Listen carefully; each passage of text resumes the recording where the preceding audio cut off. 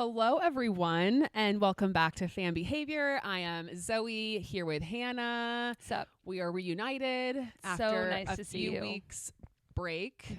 Great to be back with you in the studio. Yes. So fun. How was your trip? It was wonderful. Good. Yeah, got to see family. One of my best friends got married. It was beautiful. Lots of happy tears.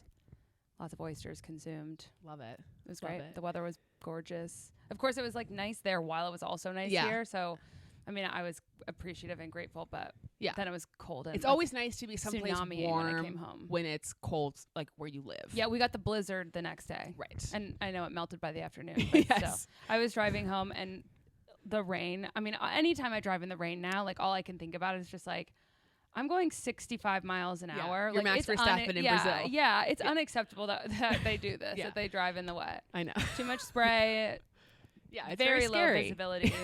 I It don't recommend. It is. Yeah. Um. People don't have their lights on. Yeah. It's a disaster. Disaster. We are here today, obviously, to do a full DTS Season 7 recap. Yes. Hannah and I both binged it. I binged it in about, I want to say 10 hours. I started it yesterday morning and I finished it yesterday evening. Yeah. So much to get into, Yeah. genuinely. 10 Honestly. episodes. So we are going to just jump in. Yeah. We are probably going to miss, I do want to just say at the top, because we're trying to fit 10 episodes in to a reasonable amount of time, there might be parts that we miss, we don't cover. Yeah. Apologies in advance. Sure. If we don't talk about a moment that you loved or something, we have our notes. We both took notes, but Yeah. there's going to be things that we Yeah, and that's we forget. okay. That's okay. You can talk about them in the comments. Exactly. Also, just want to give a shout out to Pepe Jeans and Red I mean, Bull are you for kidding? hooking us up with the best How cool do freaking we merch. look? It is genuinely. We're not just saying this No. because they've sent it to us. The best. I think the best F1 team merch I've sure. seen in a long time. It's like, it's really good. well, and especially like specifically for females, obviously, because I think like this is, if you can believe, a Red Bull Racing jacket. The back jean jacket. Yeah, denim jacket, red denim. Are you kidding? Like I feel so cool. It's a very little bit good. cropped. Yeah, so it's like stitched. What does it say? Red Bull RBR. Racing, and Yeah. then the back has like the big logo. It's just the coolest stuff. Very nice quality. Highly recommend. Yeah. So thank you, Pepe Jeans. Yeah. / Red Bull Alice Racing. is truly such a legend. Yeah, love it. Check it out. You won't be disappointed. Retweet. Okay, should we just jump in? Yes, please. Okay, we'll save. I think we should save our overarching thoughts and sort of where our general DTS thoughts for the very end. I'll really do my best. You know, what, just as like a final Comprehensive, comprehensive. But I Mhm. think we'll start with just episode by episode. Okay. Okay. Episode 1, titled "Business as Usual." This was really the kind of preseason, start of the season F1 episode.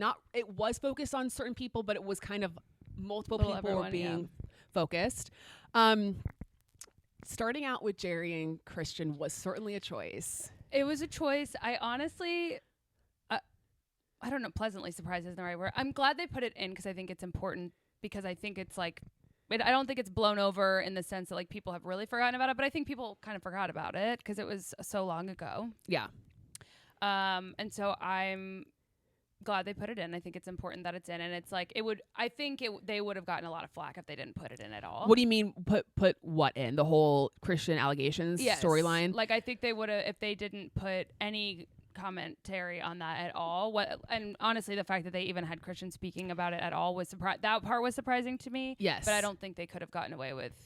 People would have been really pissed off if they didn't talk about it. Yeah, we can start with that part. It was interesting to me. I didn't love how they framed it as if Christian was sort of the victim. They also act like, okay, it's over now and everything's fine, so like we just move along. It's sort of like that's not accurate. Yeah.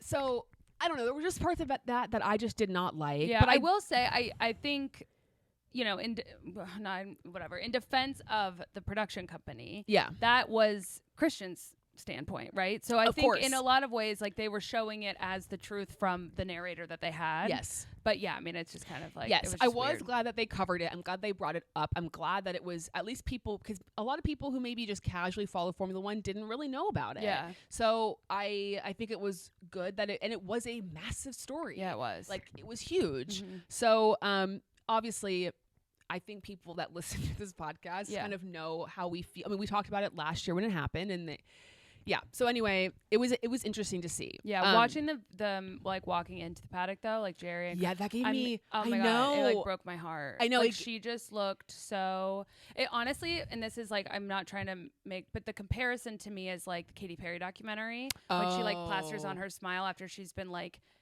catatonic on the floor sobbing, and it's just like gotta perform. Yeah, it was really sad. It was tough. That was tough to watch. In the sort of montagey thing of all of the like, I can't remember when exactly, but it was towards the beginning of the episode when Max and Daniel were in the favorite ice scene. tub, and Max said that they used to sit in the ice tub together, maybe tickling the bum hole a little bit was Max's quote. And then Daniel just cackles. Like Max just says it all. He is not afraid of some allegations. No. You know what I mean? No. He does not care. He is just. Yeah, they definitely have a unique relationship. They do. And honestly, I was kind of bummed because I thought that was like a foreshadowing clip. And then I was like hoping we were going to like get to hang out with them more. Yeah. We didn't really. I also reliving all the Lewis news was very interesting. Yeah. That was a very interesting experience. Well, it was funny when Toto was like itching his eye. I did actually think he was crying, and he was like, "You're gonna use that, say that I'm crying." Yeah. I loved seeing Claire Williams back. I literally wrote Claire. In all caps. I'm glad to see her again. Yeah, she's and I hope that she is happy with where Williams is currently. I hope she feels good about the state of Williams and that things are looking up for her and her family business. Yeah. Because she did try very hard during her time. Okay. During the group photo shoot. Yeah. The Teletubby set. This is the first instance of many in which George was made to just when he called out Daniel for his balding. There was multiple situations over the course of the season where George said something. Yes, and I'm like, what do you like, George? And maybe it's just men humor. I don't think it's men humor. I think that George is trying to he wants to be like funny. Yeah, I know. There was a lot of times where it was like he was trying to be funny and it just came off a little weird. Well, like I know I'm cutting ahead. Well, don't cut ahead. But it's part of the story. Okay. Just the hat when he he took Lando's hat and threw it at the the marshal, and Lando's like, that was my only hat. He was like, oh, really? Which, first of all, come on, like, Lando can get himself another hat. But also, like, why did you do he was like, we asked for it. It's like, and that's Lando's business. You should have thrown him your hat. Yeah. Like, it was reminding me of people that I know in my life or I've known in my life who, and I think everyone kind of probably has a friend like this, who you're all hanging out. There's like a group of you. And then you're kind of joking about something, and then that friend just says something, and you're just kind of like, "Wait, what?" Yeah, it kind of ruins the vibe shift, or they've gone too far, and everyone's just kind of like embarrassed for you. Yes, that's exactly what George gave the entire season. Yeah. So this is also kind of obviously the Lewis leaving for Ferrari, and then about Carlos. What's Carlos going to do next? Yeah. And I can't remember. I have the quote, but I don't remember who said it. Maybe it was Will Buxton. I don't remember, but someone said, this is the one and only time to prove he belongs in Formula One about Carlos. I think I'm like, the one and only time? Yeah. What are you even talking about? Yeah. Like, he's been in Formula One for years. Yeah. What? I just thought that was a classic Will Buxton line. Yeah. The conversation between Lewis and Carlos on the couch. Fascinating. Very interesting. See, those are the things that I like. And I know people have maybe like don't love the show so much anymore, especially people who have like really gotten into the racing. But this is why I will always love Drive to Survive, because they give us what we want. I was going to say, this is Drive to Survive at its best. Yeah. Is those types of conversations, those moments that you didn't get during the season. Yeah. That give you insight into what's going on behind the scenes. Right. That is when the show is at its best. That was fascinating. And then I was pissed again about Christian, because when they were talking to the team principals and they asked Zach Brown his thoughts, and Christian said something about, Zach's a prick or whatever. I'm like, what Zach said was correct. Yeah, right. Was correct. And he was direct, because there was also a time, I think it was before, that I think it was the same journalist asked the question of just the larger group of principals, and they all just sat there silently. Of course, I don't remember if any of them actually ended up answering. Sure. But on the show, no one did. And so the question was asked directly to Zach, and that it had nothing to do with Christian. I mean, it really, like, his answer didn't have anything to do with Christian. It was just like, I hope that it, like, these types of things have no place in our sport. Right. And like these aren't the headlines that we want and blah, blah, blah. It's like, okay, but you're mad because you were involved. Allegedly. Yeah. Yeah. I mean, he was involved in the story, whether or not. In the story. Right. Exactly. Yeah. It was sort of an eye roll moment for me. It was giving allegedly guilty. It was just annoying. And then some journalist, I think it was people talking in the paddock, and somebody asked about Christian, is he going to live? Do you remember that? No. Yeah, someone was like, is he going to live? I think they meant like, is his career, like, is he going to live, like, to see another day as a Red principal? Bull. But I was like, is he going to live? Like, geez, drama. Yeah, goodness. And then the whole like Verstappen versus Christian Horner thing. And that story is ongoing, I think, very much, which I find interesting. Is Yas Max's manager? I don't think officially his manager, but like, because I'm like, why is everyone talking to it like the dads? But he's very much involved. Yeah, well, I know. And then the last note that I had is that shot of Carlos's scar that they showed. I was like, TMI, like, Jesus. Whoa. Yeah, I mean, okay. Hello. Very aggressive, like, shot. Yeah. Like, holding the shot. Yeah. I was a little surprised that they added that in there. It was a little thirsty. It was a little bit thirsty. It was more than thirsty, honestly. Yeah. It was giving inappropriate. It was giving very much inappropriate. Yeah. I didn't know what we were watching. I was shocked. But I'm sure there were lots of people who were very happy about the inclusion. I'm sure they were. I mean, I wasn't like bummed. I was just shocked. I just was surprised. I was dang. Yeah.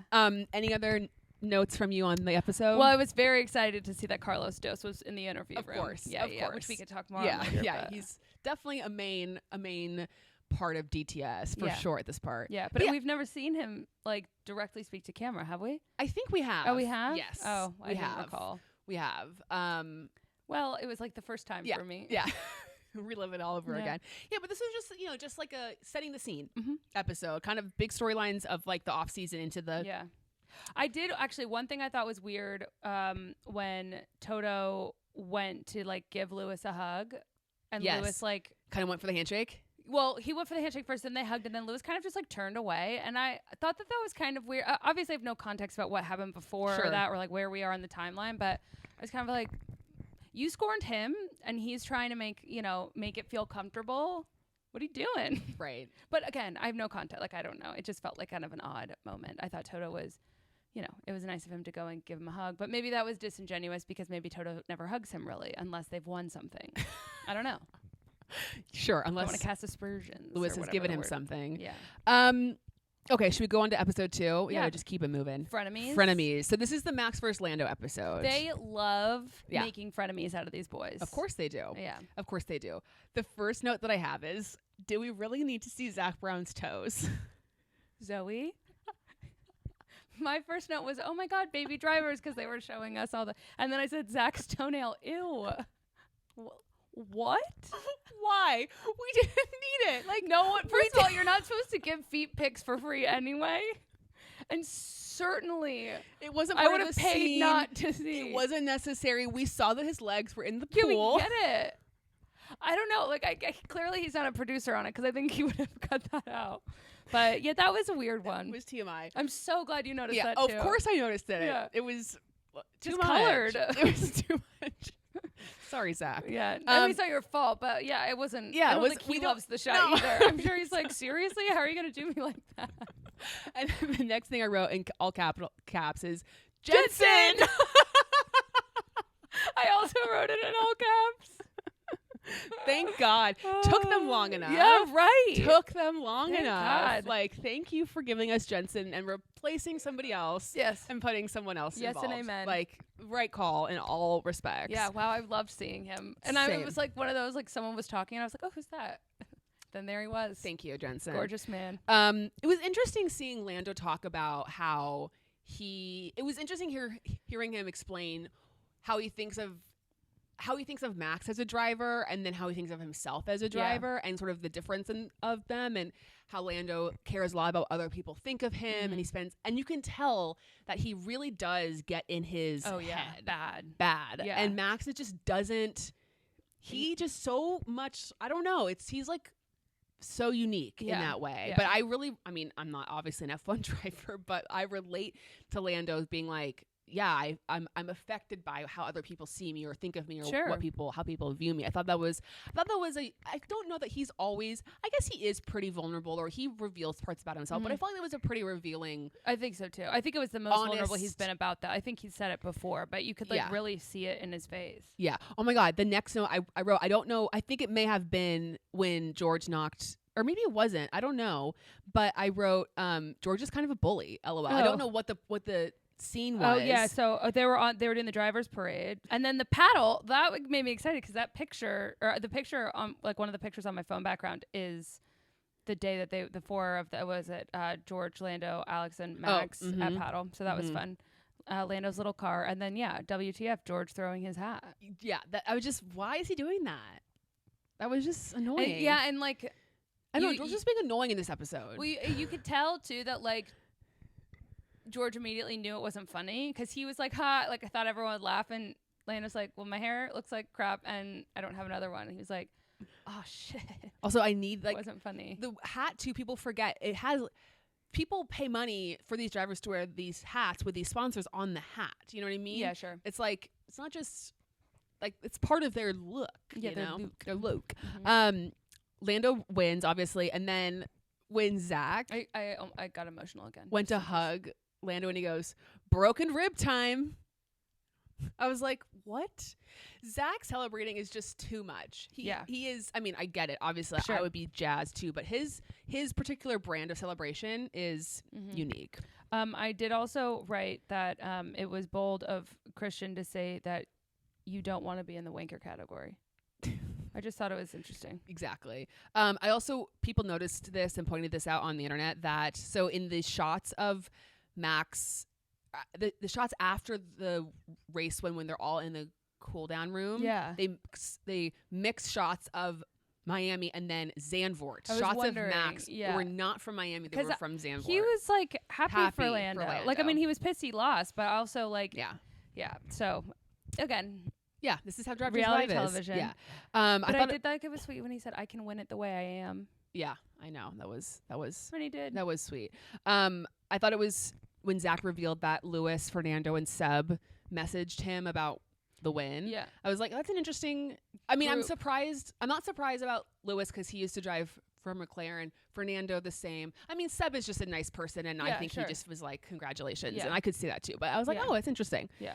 And then we, obviously they focus on Austria and the whole battle, and you know, I feel like Drive to Survive too, as people, obviously we watch the whole season, so it's like when they get to the parts of the episode where it's about this on track stuff, I'm kind of like, this is not as interesting to me because I've lived this, you know, so I don't need, like, as a fan watching it, this is the stuff that's the least interesting to me. I totally agree. I kind of zoned during exactly those parts. Although there were certain things like I did forget about, but other than that, I thought it was interesting too how they never really talked about the fact that Red Bull was struggling.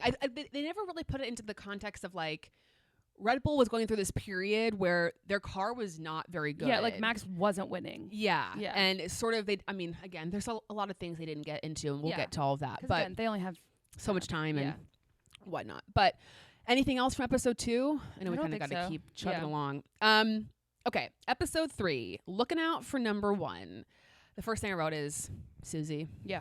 Love it. Loved going to Monaco. Their beautiful place on the patio, gorgeous view. Stunning. This is also what I love about Drive to Survive. These moments, these little like conversations between Toto and Susie talking about what they're thinking. Because again, we don't get that. When Susie's face, when Toto suggests Fernando, she immediately was like, no. Yeah. Clocked that right away.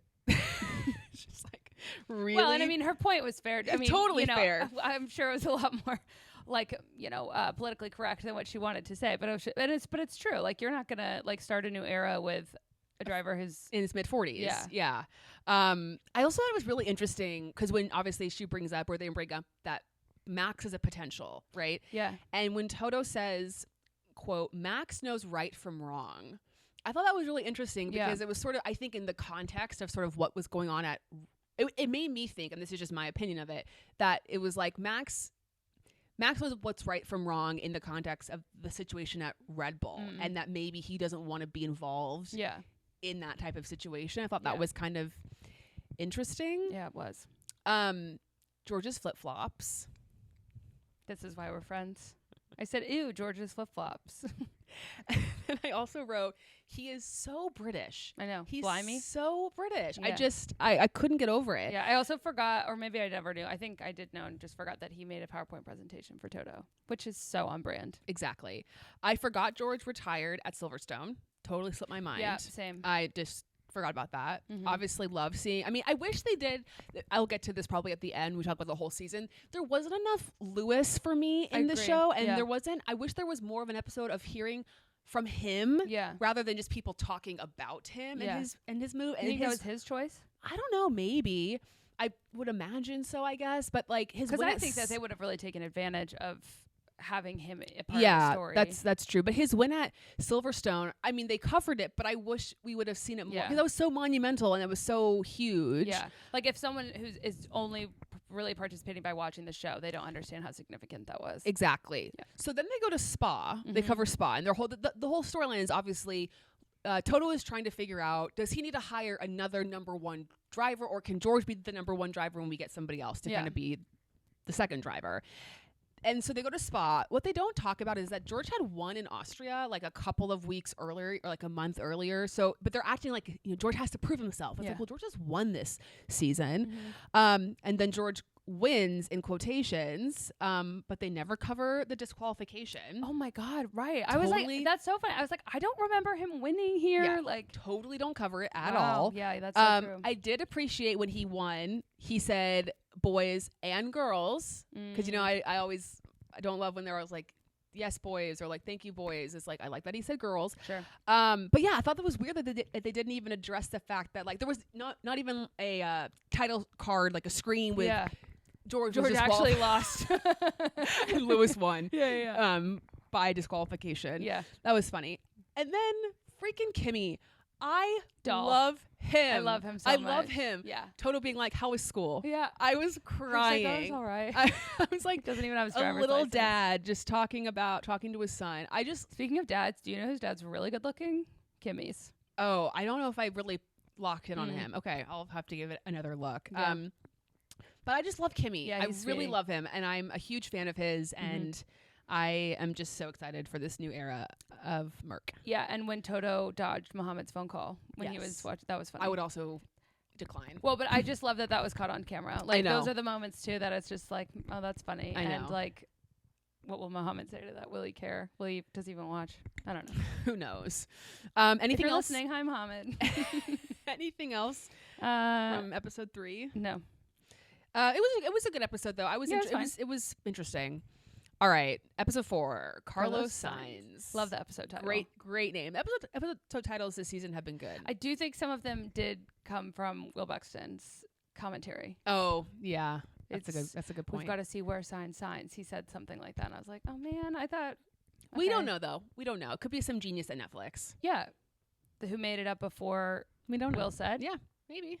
Yeah, maybe. I just I don't want to discount anyone's creative pursuits. Amen. Should it be? Carlos Dos, obviously, we Yeah. get him. So this is the Carlos is trying to figure out where he's going to sign Right. episode. This was interesting. This was interesting. Yeah. This was an interesting episode. So So it was a little a foreshadowing that James almost fell over when he was stretching at the beginning because things almost took a turn. You know? James, I also wrote James is so British too. Yeah. Such a British man. Yeah. Him and George together would be quite something. Truly.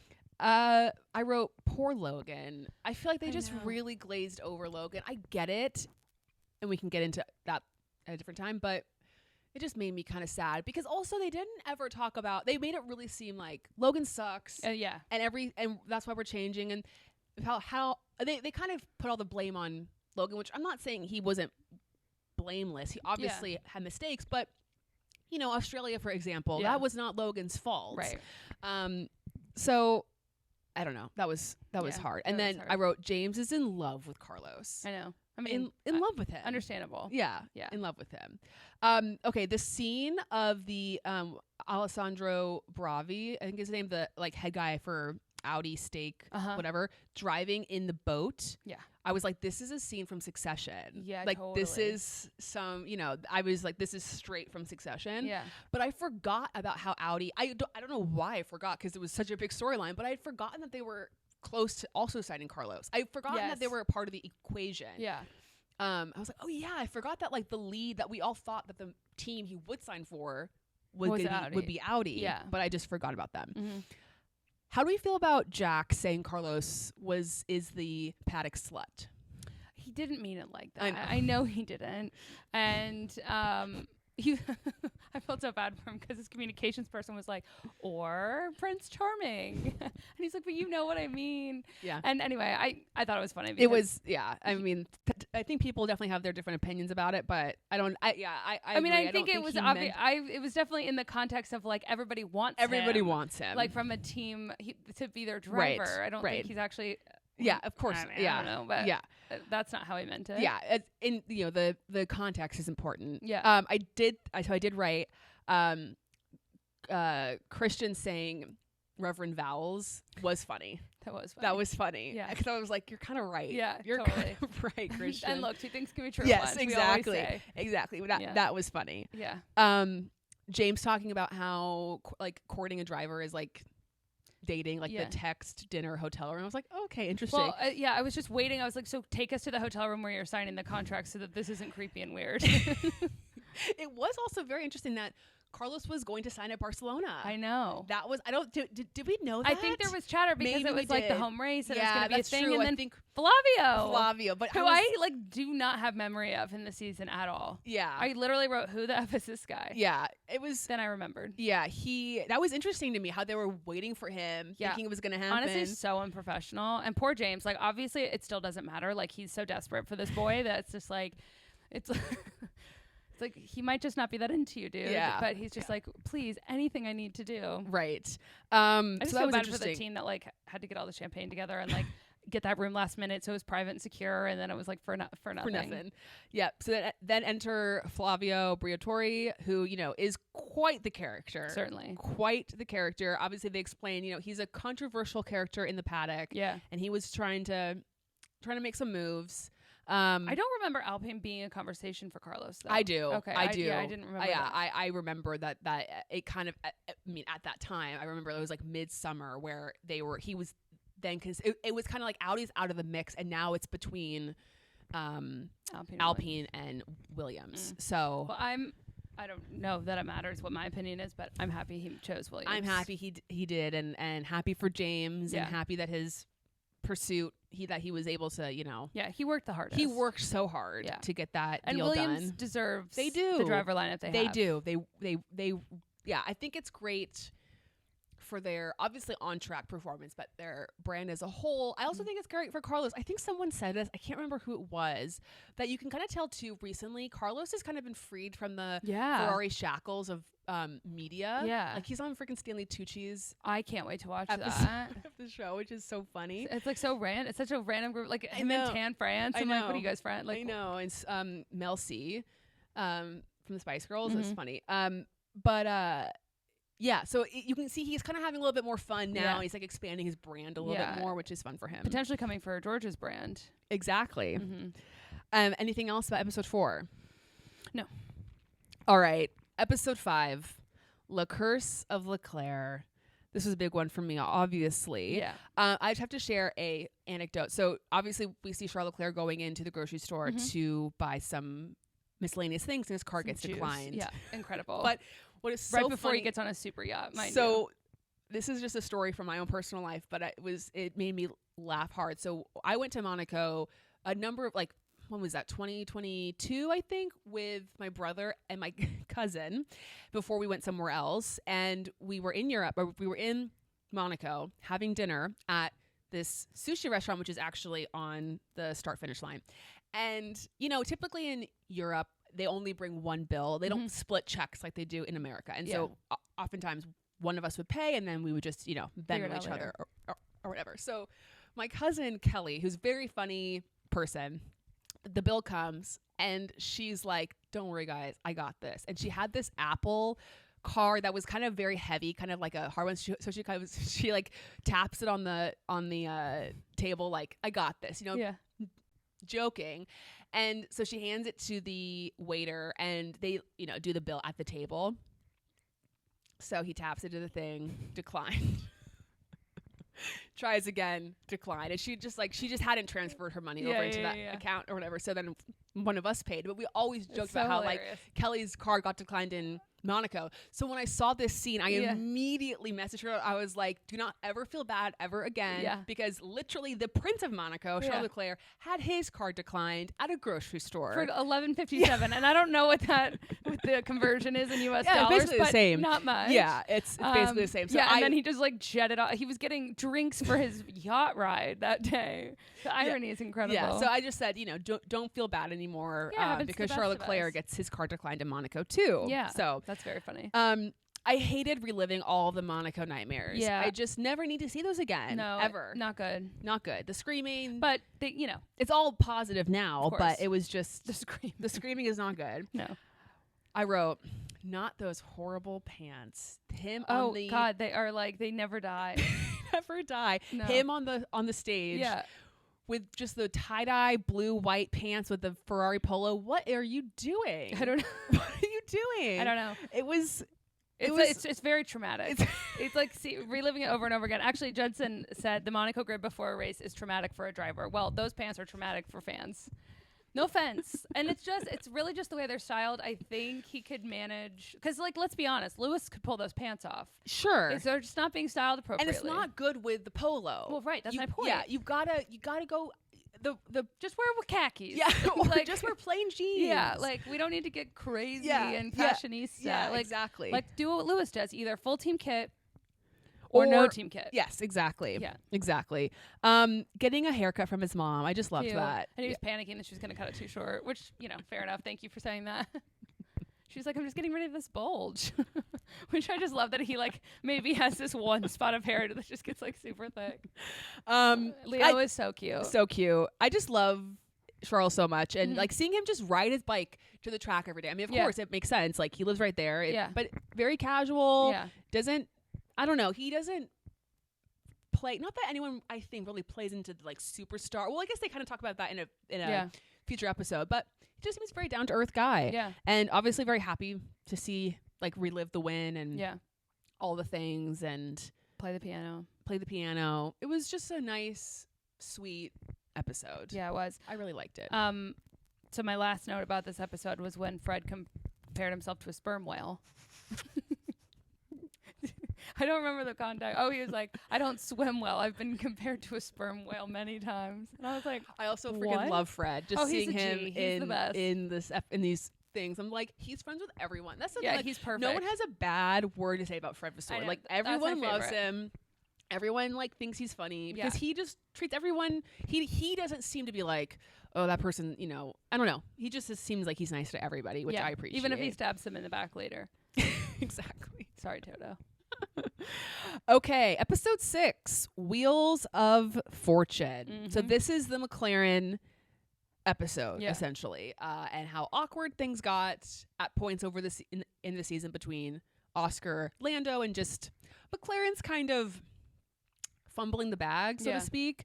I forgot how awkward Hungary was. I mean, I remember how bad that was, but just reliving and thinking, why did McLaren put themselves in this situation? I kind of was like, again, why did you do that to yourself? It just seems so silly to me.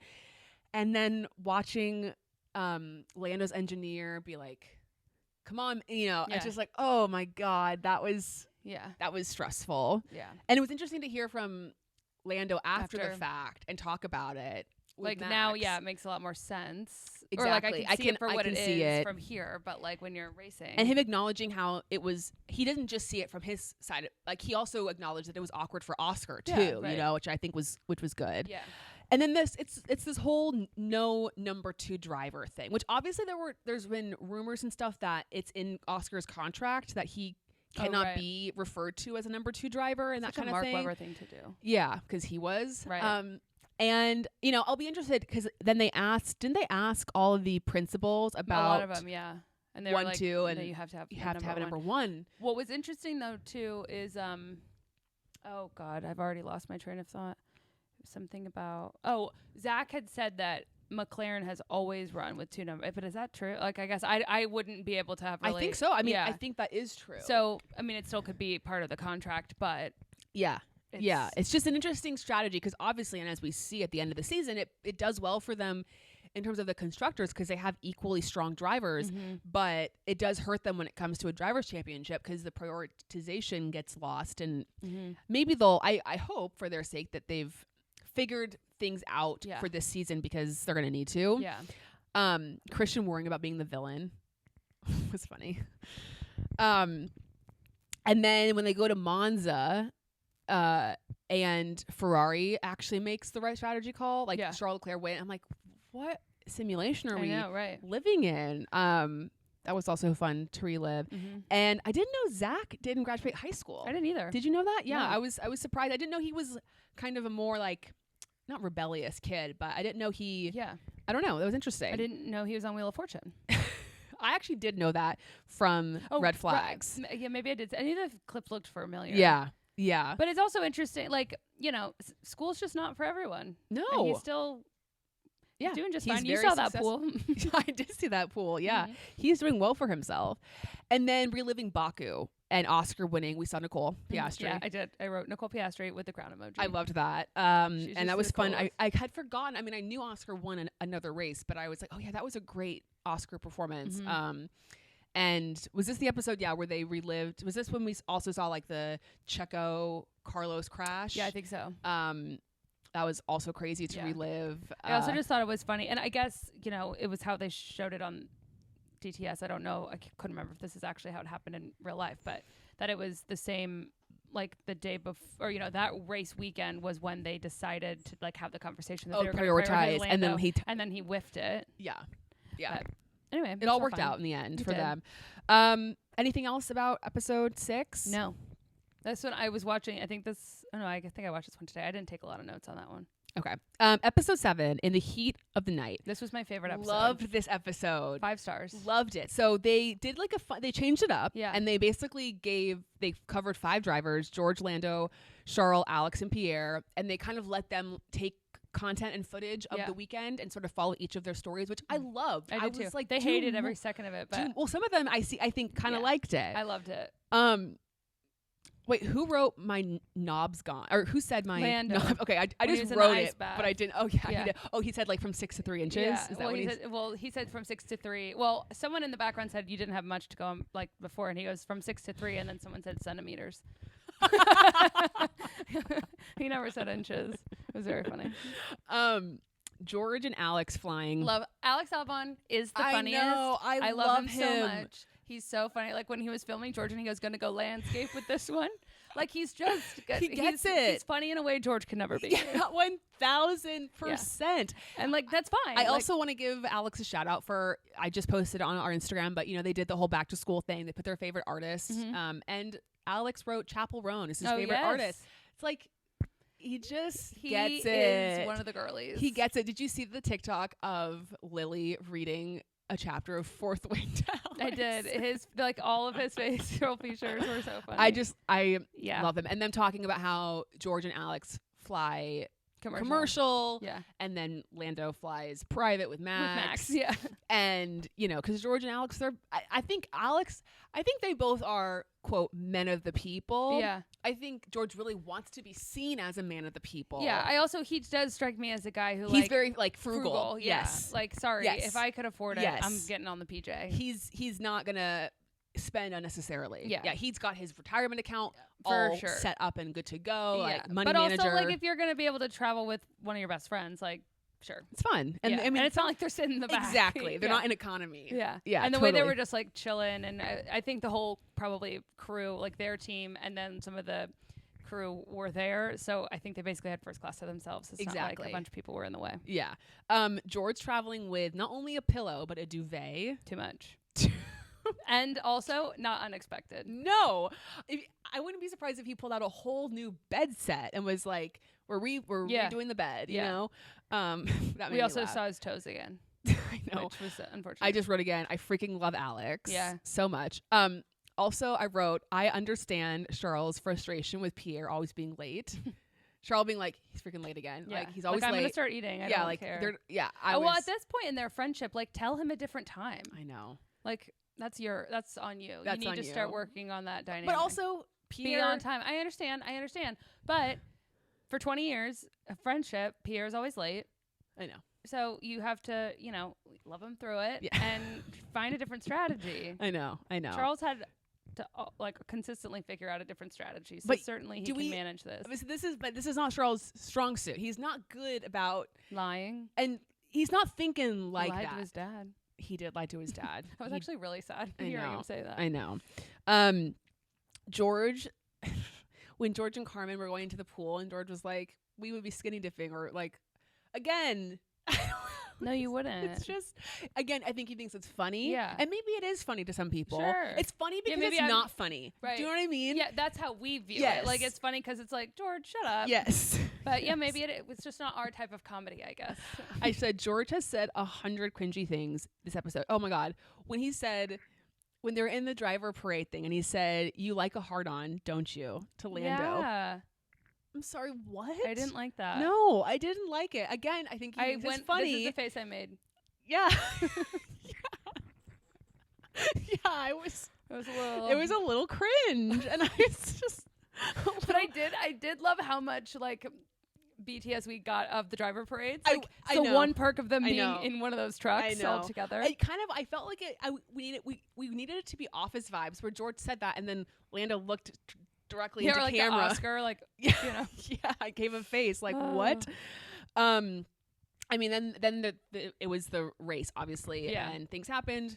Lando won. George was not feeling so hot after the race. No goodness, I think he had a panic attack. I know it did seem weird though. It sounded like it was actually somebody else, and then it was George. I don't know. It was weird. Like the sound was kind of. I felt like. Anyway, it doesn't matter. But he was definitely struggling. I would too. I would be. I mean, I think he was in there with somebody else. Like I think. I know, but it sounded like someone else that was struggling. Oh, I don't know. It could have been. I don't know. We love taking scenes from other. Exactly. Things. But I really liked the episode. I thought it was really fun. Yeah, it was my favorite. I thought it was really fun how they showed different people. And was this the episode where Lando Lando got into the Fiat, like the Jolly car? No, that was earlier. Early with Max. Yeah, with Max. Yeah. That his door doesn't shut, so when he takes the corner, it just flies open. Yeah.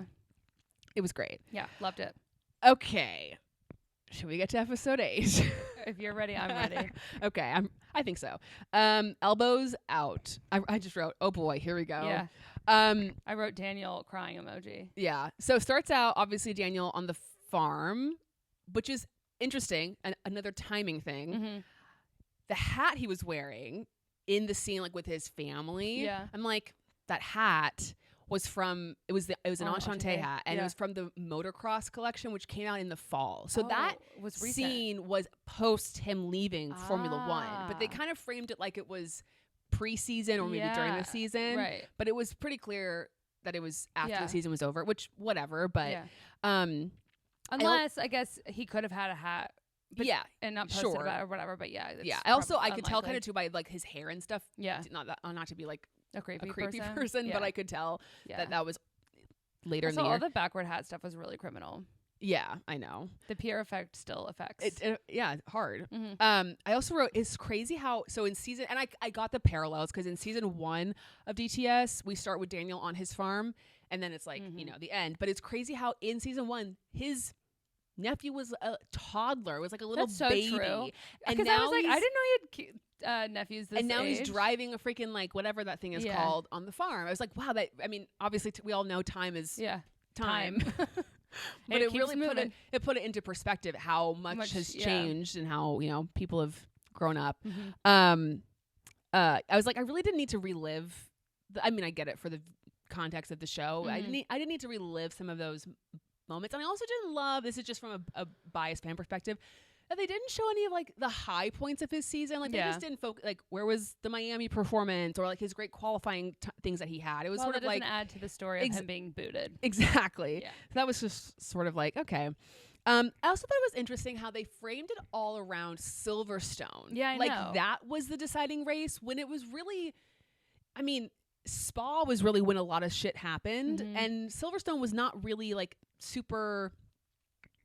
it didn't feel as pivotal. I mean, I think it probably was in some ways, but it wasn't like the end all be all. Right. And also, again, I noticed in terms of a timeline thing, that scene of Daniel talking to the Red Bull PR person, like kind of out on that patio, he's wearing his Rick Allen t-shirt, which he was wearing in Spa, not Silverstone. Curious. So that conversation was happening when that was really happening around Spa. So again, and listen, I know we could dig through every single episode and find the inconsistencies, but I thought that was kind of interesting. It is interesting.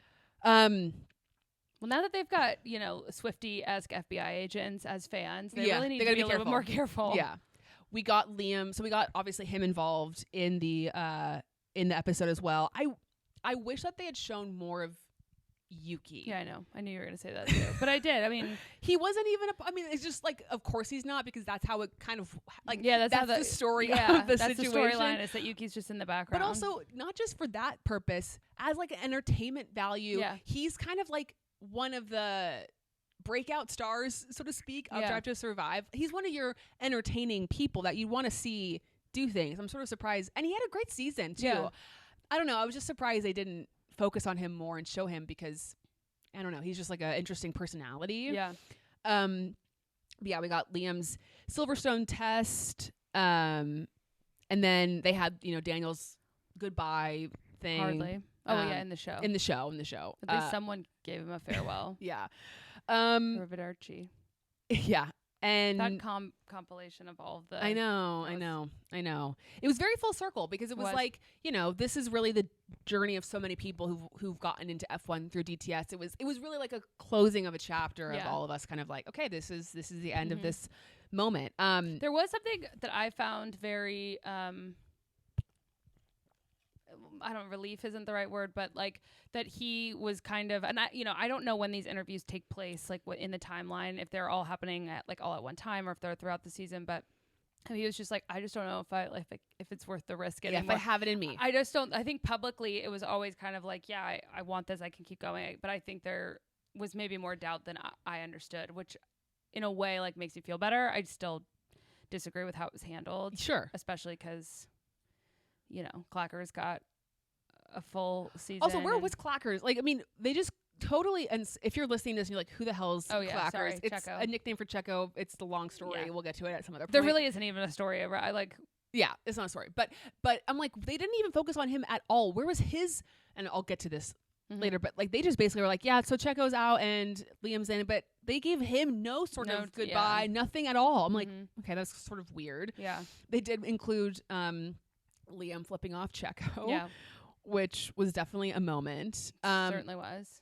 But it was funny because it was basically like they went from that moment to like, congratulations, you're the new Red Bull driver. As if like that was like, oh, he's got the grit. Yeah. And that's what got him on you're right. Got him the seat. It was like, no, that's not quite. Little did we know they were fighting for like P15 in the way in the back. Classic. Yeah, I don't know. It was sort of I liked seeing the episode. I thought it was interesting. Parts of it were interesting, but I did feel like it was a little bit, obviously things were missed, and I thought they should have given Checo a little bit more of like a farewell too, because they kind of made it a Daniel farewell, but then it was like Checo was very secondary to the conversation, which he's been like a part of. I mean, he's been an integral part of the show since the beginning too. And then they barely even acknowledge Yuki. So story of his life. Yeah. But we love you. Always. And I do love that when he was just like, results say everything. Yeah. So I don't need to say anything. Period. Mic drop. All right. Episode 9, Under New Management. This is the Haas episode. Well, I certainly thought we were going to get a little bit more of Gunther. Literally, like, what the hell? And now that we've lost Gunter, we've lost Daniel, the two real kind of main characters of Drive to Survive. Why wasn't he more of a spokesperson like a Jensen or a Claire? Yeah, I don't know. It was just weird. He literally was just like, I didn't give a shit that I was fired. That's all he said. That was the only, and I was like, wait, what? I know, it was very weird. He's not coming back? When they showed the flashback of Io as Gunter's engineer, and you saw on the back of their shirts that the rich energy, I saw that. I what was like, wow, a time. That was traumatizing. Yeah, that guy was crazy. Okay, what do you think Christian meant when he said the vanilla engineers? I think he probably doesn't agree. like that engineers are getting principal roles. Yeah, but what is it? But what does what that a mean, dumb thing vanilla to engineer? say. Like, Well, I don't get what mean, that means. Christian isn't vanilla. I know. Yeah. You know what I mean? Adrian Yeah. Newey being a team principal would be kind of vanilla. Sure. You know what I mean? Yeah, I think like just, the data-driven. Yeah. Yeah. Like you maybe lose too much of like The business. the personnel side, like all the other aspects of being a team principal. Sure. You know. Yeah, because there's Maybe, definitely I like don't know. there's definitely the like Toto, Zach. I mean, Zach's not a team principal, but Zach's the spokesperson for McLaren, basically.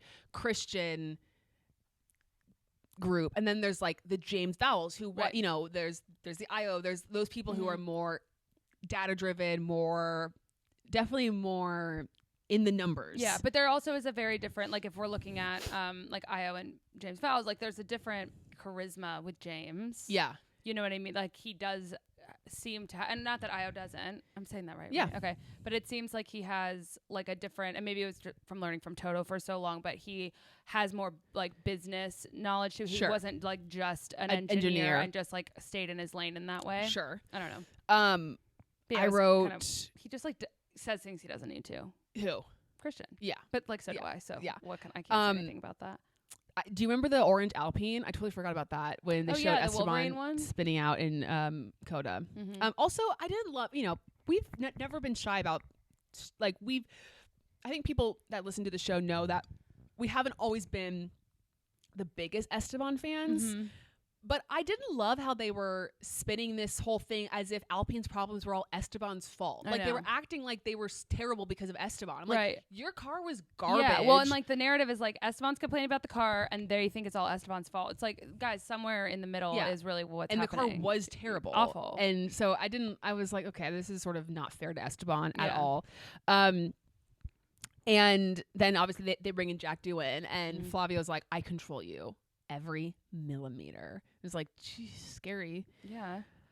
They also introduced Ollie. Yep. They completely didn't acknowledge that he had raced in Saudi Arabia. They kind of were like, yeah, Ollie's here for Brazil. Ollie also reminds me of someone. I know, I can't figure it out. But I can't figure it out. He looks like someone. If you guys know, let us know. It's a celebrity, but I can't place it. But he reminds me of someone. I agree. And then I just wrote, Brazil was such a crazy freaking race. Yeah, it was. Like, crazy race. Yeah, it stressful, was very stressful. Insane. Yeah. Max was a freaking madman.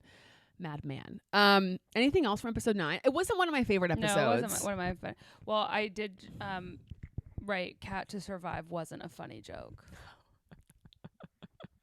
That's it. He tries. Oh, and Otmar was in fact a scapegoat. Will Buxton said that. Yeah.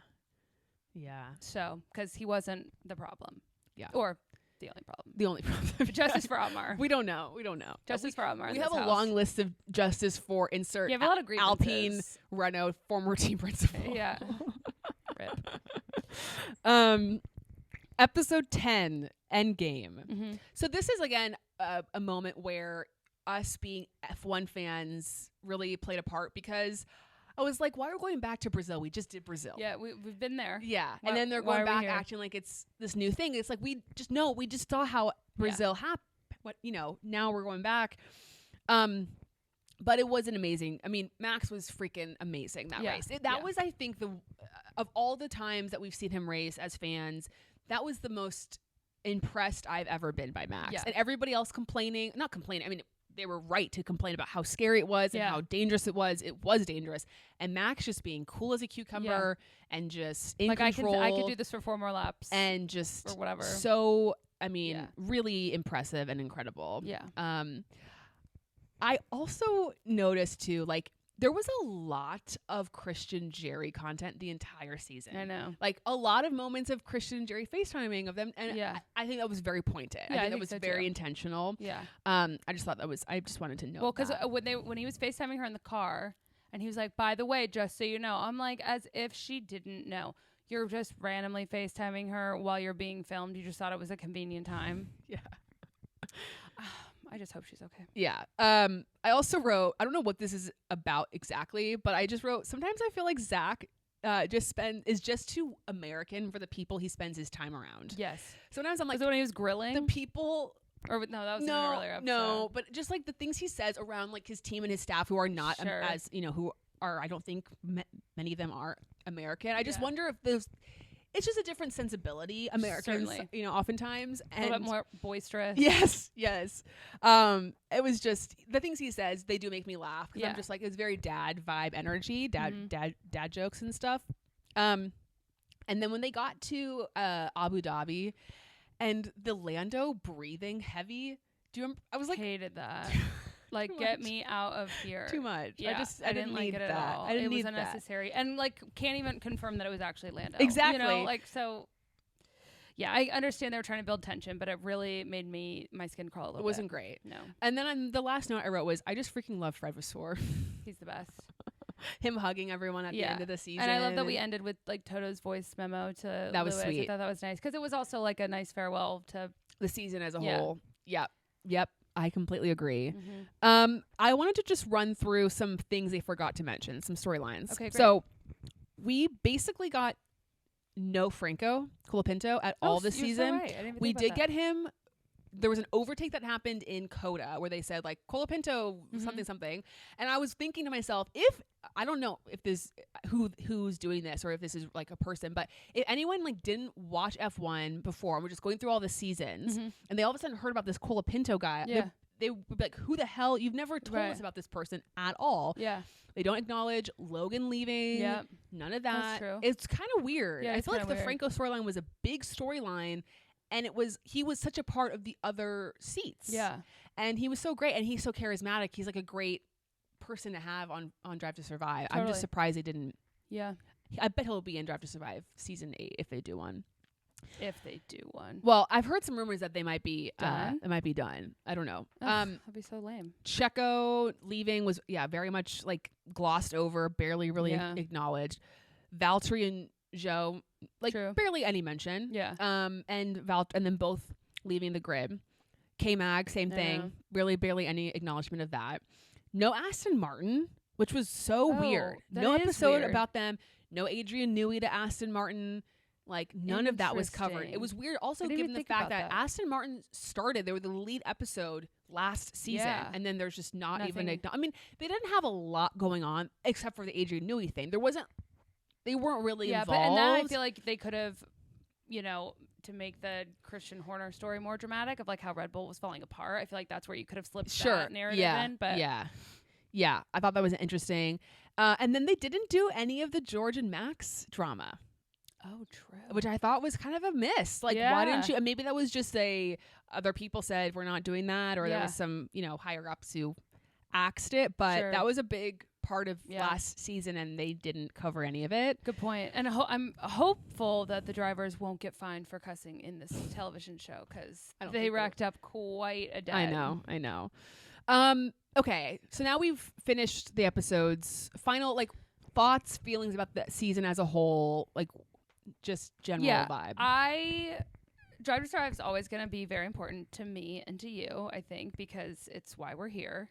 I truly do like have a soft spot in my heart for Will Buxton, but I don't know what it was about. Like it felt very, and maybe I'm watching from a lens of someone who's now watched, several seasons, and like I feel like I'm pretty well versed. We have a freaking podcast about it. So when you tell me again in your very excited radio voice that if you don't qualify in the front, you're in the back, like I know. Like stop. It feels mansplaining, but that could just be my own perception of it. It also feels like you're dumbing it down. Yeah. Treat us like you don't need to do that. It's not season 1 anymore. Exactly. Like that was I guess where I was coming from with that. It's like, bro, I get it. And but sometimes too, it's just like the long, like the dramatic, the way he says things. It's still like I do find it funny, and I think it's it'll be weird that he's not in it next year. I'm assuming he won't do it next year since he's doing IndyCar. But yeah, I think the reason. Like, I'm a reality TV show person. I'm a Kardashian person. I haven't watched Housewives in a really long time. But I think for me, the reason, like, yes, you basically understand what's going on with the Kardashians all the time because they're always in the news. But you don't get to see, like, the behind the scenes until the show comes out. And I think that's my favorite part about Drive to Survive is a big part of how I am a fan of things is seeing behind the scenes and getting into their like maybe, you know, not totally personal conversations because they're still on camera, but, you know, more intimate conversations, more intimate viewpoint and like insights of how they were feeling in that moment. Like I really enjoy that. And for me, without those kinds of stories, like I lose interest. Like even the little bit that we saw of Kimmy has made me like so excited to get to know him this season. And, you know, I don't know. I'm a fan. Like they're always going to miss things. There's always going to be stuff that's left out because they have 10 episodes. They essentially let's just call it 10 hours for a 24 race calendar traveling across the globe. Like it's just, they're not going to be able to capture everything. And who knows how many iterations of episodes they have, like including some of the stuff that you just mentioned wasn't in there.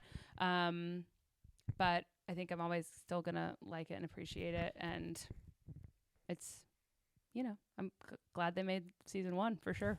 Ain't that the truth? Mm-hmm. Yeah, I think for me, it was kind of, this season was kind of the first season where I realized, and I think it might be because, yes, we've obviously watched F1 for a handful of seasons now. We're going into our 4th season as an F1 fans, and we have a podcast, so we are very, very, we're not just a casual Formula One watcher who tunes in and then kind of knows what's going on. Like we are in the weeds, you know, we are reading everything, we are talking about everything every single week. So taking notes on we're races. Not a casual viewer, and so like anything that's very surface level, we're kind of like, well, this isn't important, or we've done this already.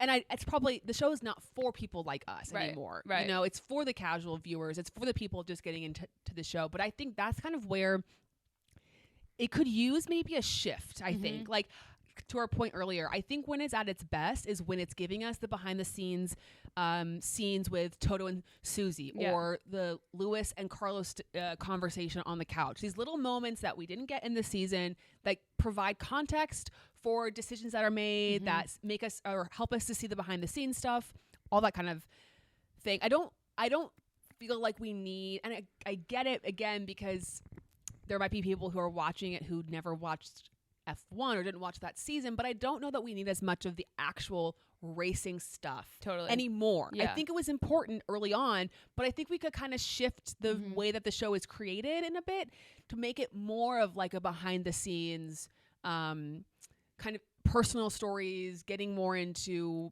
people's psyche, that kind of the way that they did with the 5 guys sort of making content, that kind of thing. And I don't know that we need to go back and forth to Brazil 3 different times and relive it from different. Like I remember even watching it as like when we were first starting off and watching it, I was like, why do we like? Didn't we just do this one? And I don't know how you would do this and do this well, but part of me has always kind of wished they did like follow the race calendar and like. But I don't know, like, because right now the way they're framing storylines is like, you know, Max and Lando being frenemies throughout the season. So you have to show, but it's like, well, how can we just show all of the off the track stuff that happened throughout the season in like kind of almost more a real time way? I don't know if there's a way to do that well. Something I thought of, it could be interesting. And I think obviously there'll be people that wouldn't like this idea, but there's a show called Hard Knocks. I don't know if you're familiar with it. For those who don't know, it's a show on HBO that is a reality show about the NFL. And so they do a few different versions of it throughout a year, but they'll do one, they'll pick an NFL team and they'll cover that NFL team for like the last handful of weeks. I don't know, maybe like 6 or 7 weeks in the NFL season. And it's all in real time. So they'll film stuff and then they'll release it the next week. So like you'll get the content the following week and it's all very current, but it's just, you know, diving into their practices, their meanings, their psyche behind games, their different, highlighting different stars and players and people who are maybe like fighting for a roster spot or struggling with something. And so you, by following just one team, you get all of this content and you get all these stories. It just keeps it a little bit, it makes it a little bit easier to follow. But they also do like a preseason one where they'll pick a team and they'll just follow them during their preseason training, and there'll be players who are like on the fringe of being cut, you know, who are trying to make the team, and then they'll have like the stars and whatnot. And so part of me wonders, should they pick like 2 teams every year? This season we're going to follow Ferrari and we're going to follow Haas, and you pick 2 teams who are kind of trying for different things, shall we say, and you just follow them throughout the season, because then you're getting anything that happens with those teams. You are could also include other people as like a larger team as they involve with those two teams that you pick, but yeah, a larger team perspective. And it just kind of narrows the focus in a little bit more. Yeah. And so you might, if something happens with Mercedes, you might, it's just, that's how it goes. But it might be a little bit more interesting to kind of narrow the focus or just change it up a little bit so that it's not as, I don't know. Now that we're on season 7, it feels like it's time for, it's like any TV show where it's like, it's time for a change up, you know? The kids are going off to college. We need to make a change. Yeah. So I don't know. I don't know if they'll keep going. I've heard rumors that it might be their last season, 2025. Like this past season 7 was their last season. I don't know if that's true or not. I don't know. I don't know how many people. It does seem like some people are kind of losing interest, as it happens. I mean, I understand that perspective. But I always do love the little insights and the little like nuggets of things we get. And sorry to go back on my other point about the teams, maybe you just pick 3 or 4 drivers. Like maybe rather than teams, it's like we're following Yuki, we're following Charles, we're following, I don't know who else I'd want to see from who'd be interesting television. But and that's who we're going to follow and you can make an educated guess about what drivers have contracts up, what drivers are going to be contending for the championship. Did you think it was interesting when Christian was asked which McLaren driver he'd want, he said Oscar? No, I didn't think that was weird because I think Oscar is more level-headed than Lando. And I think my guess is he was thinking about it from the context of Max still being on the team. And Max and Lando could never drive together. That's a good point. I just want really good things for Oscar this year. Me too. I'm so happy. I really am. Yeah. I really, really want good things for him this season. Me too. Not to bring up Oscar again, but anyway, I think there's something special there with Drive to Survive. There's interesting things, but I do think we can be open-minded to there being changes. Sure. And it's not for everybody. If you don't like it, that's totally great. Yeah. Totally understand it. If you love it. We're just journalists, we got to watch it so we can report on it. Exactly. I would have watched it anyway. It's part of our duty. Yeah. I'm probably going to watch it again with my parents. Yeah. My dad, I really am curious to see what my dad thinks about all of George's. Me too. I hope it doesn't turn him off. We'll have to see what he says. Yeah. I think it'll make him love him more if I'm honest. I think he'll think it's funny and it'll work in his favor. Yeah, well, keep me posted on that. I will. Next week, Australia. I can't believe it. GP. That's crazy. Crazy. We are coming back for a race nervous recap, which is so fun. I can't wait. The race is on at 11 p.m. here, by the way, which is better because I think last year was 12. I think they moved it up an hour. Do you know that it went to bed at 10 p.m. last night? Well, that sounds nice. It was. No, I didn't. But 11 to 1 is not bad. It's not bad. Like it's very doable. So it's Saturday night. Okay. Yeah. And I also just want to say too, as we get to a new season, if you are somebody like if you don't want to stay up to watch qualifying or a race and you want to wake up in the morning, like that does not make you less of a fan. No, we've done that a million times. It does not make you a bad fan. I think there's sometimes a feeling I need to stay up because you don't self-care is important. But if you want to get up at 4 a.m., that's amazing too. Like, you do whatever you want to do. But I'll tell you one thing: I'm never waking up at 4 a.m. It doesn't make you. I would only do it. The only reason I would do it is if it was the final race of the season, which we know it's not going to be at 4 a.m. Yeah, but if it was. And we didn't know who the champion was. Yeah. That's the only reason I'd wake up. Totally. But other than that. But that's what, TiVo's for. Like Japan and China, I will be waking up in the morning and watching it in the next morning. Australia, I can make work. Yeah. I'm going to make it work. And I know we're all addicted to our phones, but you can stay off of it for 2 hours. And the best part is if there are red flags, you could just fast forward through them. Exactly. Big fan of that. Exactly. Oh, I can't wait. Okay. I'm excited. Prediction. Who do you think is going to win? I don't know. Or do your top 3. Okay. I'm going. Let's just full send. Oscar, Charles, Lando. Okay. Oh man. Just for fun. I know. I'm going to manifest Oscar as well for the Australia. Yeah. Oscar. I'm going to say Max. Okay. And I'm going to say Charles. Okay. Yeah. I'm happy with both of those. I don't want this to happen. I am predicting a Lando DNF. I could see that. Yeah. I think somebody like, I don't want to say important because they're all important, but I mean somebody that could be contending for a championship. Yeah. I see them DNFing in like the first corner. That's a very vague prediction. Well, you said Lando at first. Yeah, but I'm just saying, I think I do predict like a very quick and early DNF. I'm excited. It's either going to be Lando or it's going to be Kimi Antonelli, which I really hope. I hope it's neither. I hope think no Kimi's one going to win a race DNFs. this year. 100%. I can't wait. 100%. Kimi's going to win Australia. Imagine. No, I can't. That's too early. Imagine. Okay. And no, then I want Oscar to win in Australia. Okay. Who's getting pole? Oscar. Lando, I think, is going to get pole position. Oh, okay. Well, all right. It's basically Oscars anyway. No offense. He's going to be great this year. Lando's going to right his wrongs, and he's going to get it. He's going to get it together. Well, I think he's going in like this is his He year. believes it. And I have him winning the championship. Yes. So yes. I think this is. I mean, I know I just said I thought he would DNF. It's not because I want it again. Yeah. But and I think so he's going to be one DNF isn't going to ruin anything. And I don't think it's going to be his fault. I think it's going to be like whatever. God help him if it's his fault. That will be. But he's gonna clean it up. He's gonna clean it up, and he's gonna be strong. So okay, it'll be fun to start in Australia. So fun. You think Daniel will go? Who? Daniel. Oh no. Sorry, I don't know why my Daniel. I saw he's not. My water, I saw he's not going. Okay, good for him. But he's like his pop up will be there, or like something else will be there. His wine. He's doing like his rosé. Yeah, but it's like a wine. What's the word I'm looking for? Vineyard? No. Yeah, he's bringing a vineyard to no. Whoa. It's like a not hospitality, but like a little thing where people can go and get wine at the track. At the track. An activation. I see. Sorry, I thought you meant like the pop-up shop, whatever. No. I cannot wait for his new because I have not bought something from his collection in a very long time. I almost bought something for the motocross collection. I will be buying that sweatshirt. Okay, great. Maybe, I don't know. I love that. All right, well, guys, this has been long enough. Hope you enjoyed it, and we'll see you next week for Australia. Enchanté!